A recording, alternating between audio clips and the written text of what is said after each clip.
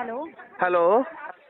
नमस्कार और सर। सख्त आवश्यकता है, लेकिन कुछ सवाल आप पूछिएगा, उससे पहले मैं कुछ सवाल पूछूं क्या मैडम आपसे?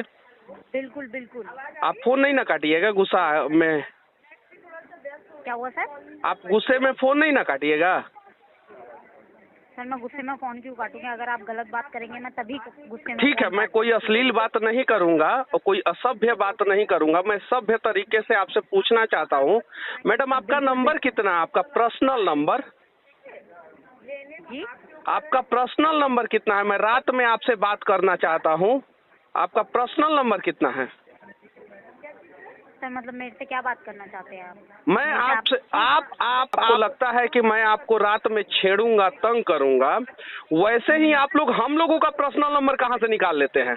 और कौन हम लोगों का पर्सनल नंबर आप लोगों को दे देता है? हमारा डेटा कैसे लीक हो जाता है, ये बताइए मैडम। देखिए सर, पहली बात तो देखिए दिखाइए। गुस्सा मत कर। नहीं पहली नहीं, बात तो गुस्सा नहीं है, आपकी गलती नहीं है मैडम, ये सिस्टम की गलती है। आपका पर्सनल नंबर मांगूंगा तो मैं असभ्य आदमी हो गया हूँ, क्योंकि मैं आपका पर्सनल नंबर मांग दिया। आप लड़की हैं, रात में आपको छेड़ूंगा, तंग करूंगा, इसलिए आप अपना नंबर नहीं दे रही हैं।